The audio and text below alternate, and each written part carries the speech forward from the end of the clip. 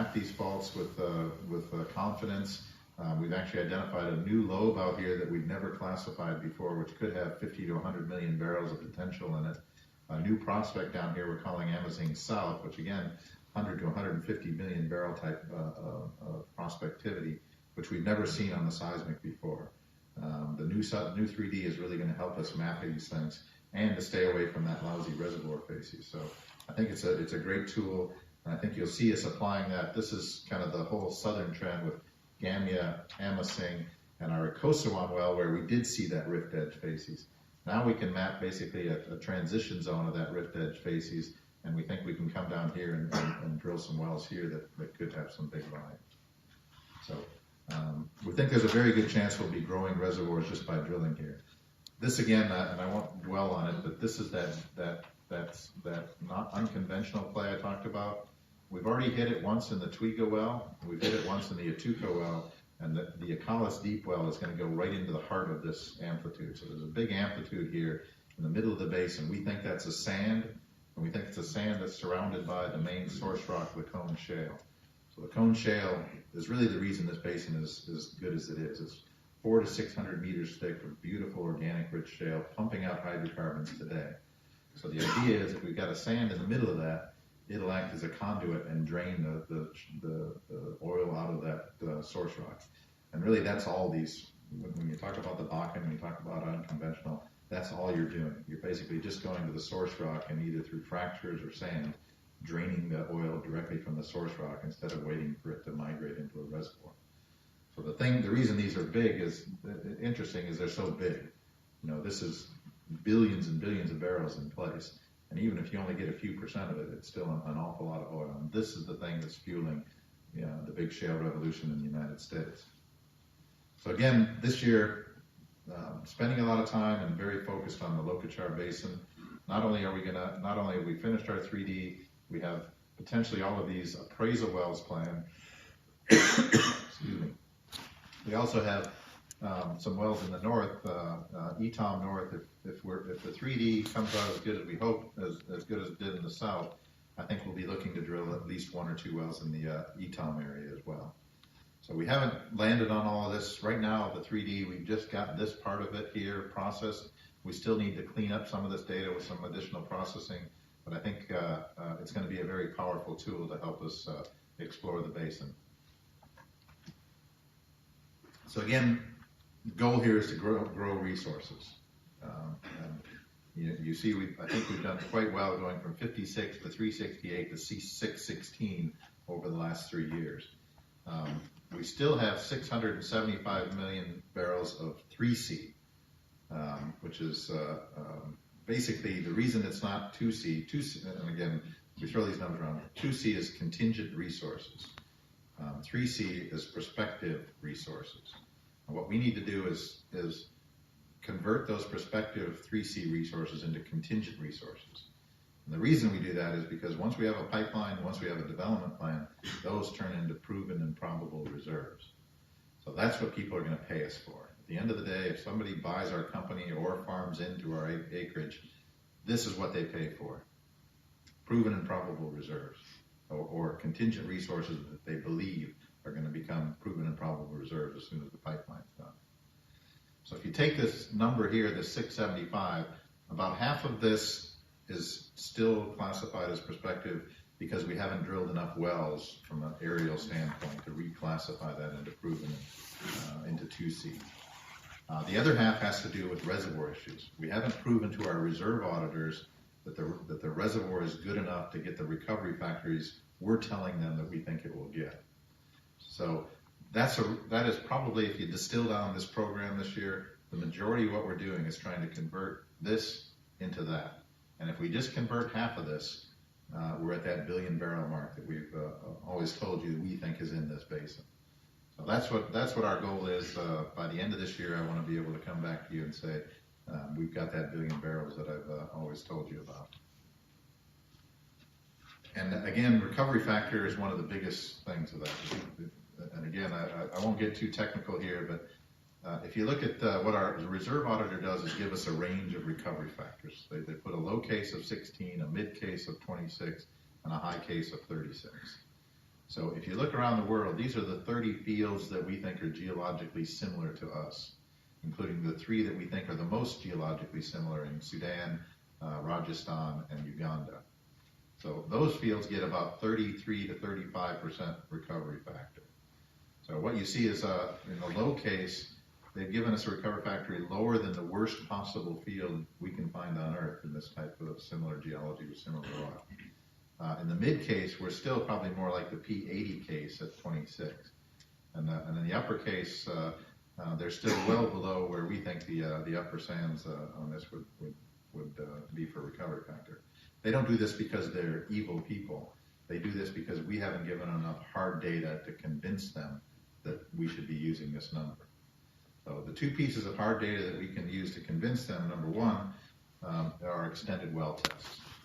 So right now, these are all the wells we drilled in Gambia. We've got these 3 wells slated to do an extended well test. And what the extended well test basically is you put this well on production and you monitor it at the 2 wells nearby. So if these sands are interconnected, if you produce at one well, you should see a pressure response at the wells nearby. And that proves to our reserve auditors, yeah, these are good, well interconnected sands. They're not small little isolated ponds.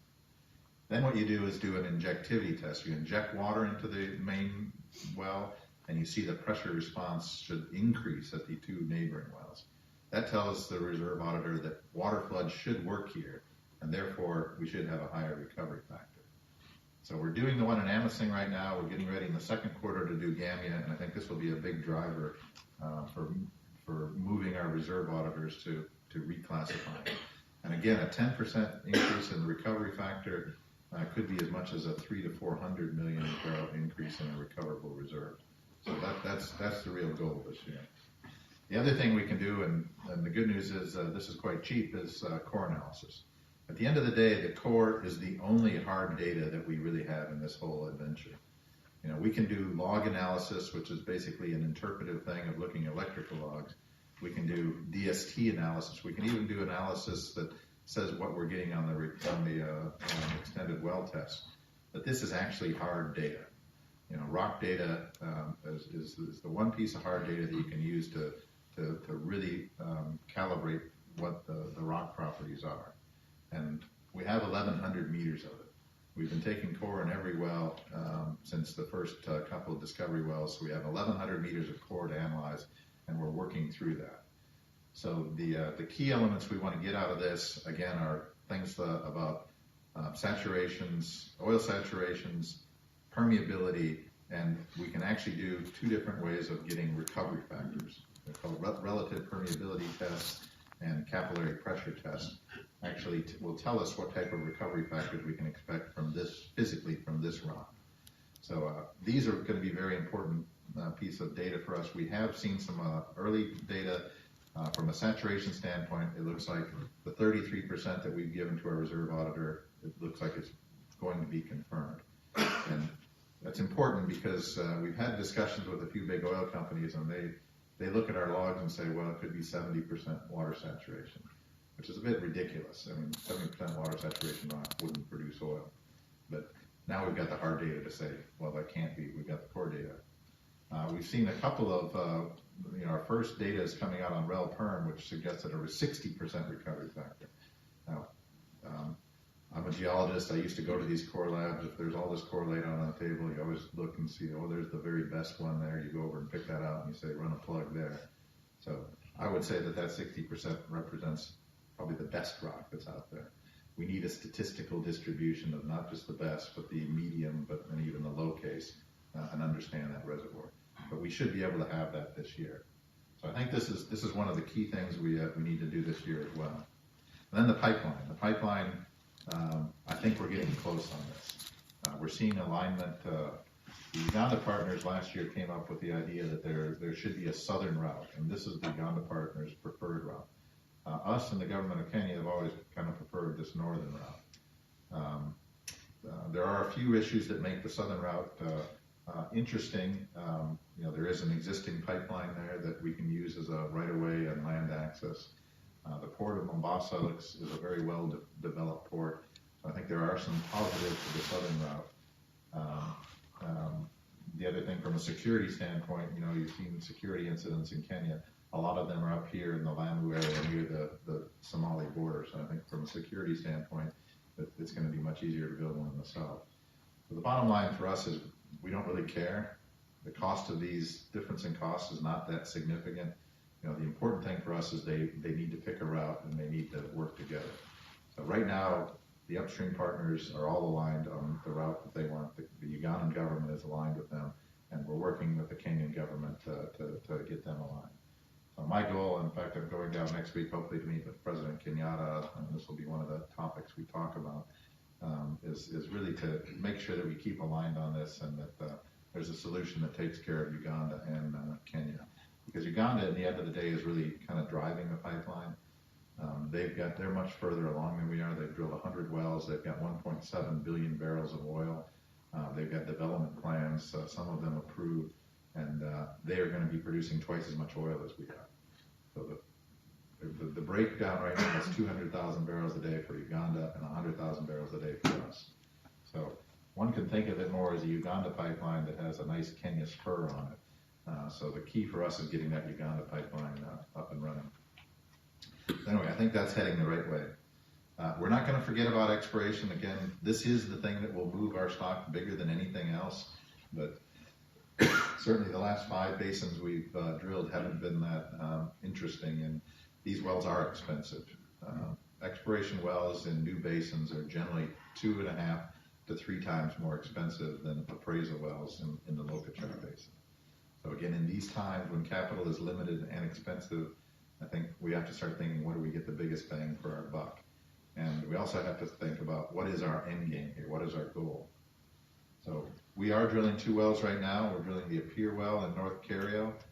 We've just spud the Ngoma well in North Turkana, both very interesting wells. And I think some of this stuff you see on this slide, and then we talk about the plan for this year, I think some of that we may need to push into next year. We do have the luxury that a lot of our permits have 3 to 5 years left on them, so we do have time to drill these wells. And I think, you know, unfortunately, we probably don't have enough money in the bank, or if we have a small, limited amount of money that we raise, to do both. And I think we need to focus on where our priorities. But again, we drilled Kodos, even though we didn't find an oil field there, we saw good oil shows there. So I think we're encouraged to probably follow that up somewhere in the South Kerio Basin. We've just drilled Appear. We're getting very close to finishing that well. It should be announced before the end of this month. And I think, you know, depending on the results of that, I think we may want to follow up in that basin as well. Tausi is one that's on the potential drilling schedule. It's the one that's just the basin north of Lokochar. This is where we found all of our oil. So it makes sense that that's an interesting well as well. So I think that's one that will be thrown into the hopper of things that we may want to do. Appear is the one we're drilling now. It's a nice 4-way dip closed anticline, big prospect. Again, in the North Kerio Basin. We still like the offshore. The Lake Turkana Basin is the biggest basin we've got. We're drilling this well right now in Gomo. If this hits, we've got Samaki ready to drill next. If this doesn't hit, we may elect to defer Samaki. Samaki is a more difficult well. We have to drill that from the shoreline. This is basically the edge of the shore, and deviate it fairly deep under the lake. So again, that's a well that if it doesn't go as planned, could become a very expensive well. So I think that's one we may have to think long and hard about. Tausi, again, fairly simple prospect. If you follow up the basin, this is just basically the next one north, the next string of pearls to the north. And if we hit Tausi's a little bit away from the basin edge, but a good-looking structure. There are a number of other leads and prospects we can follow up in that basin as well.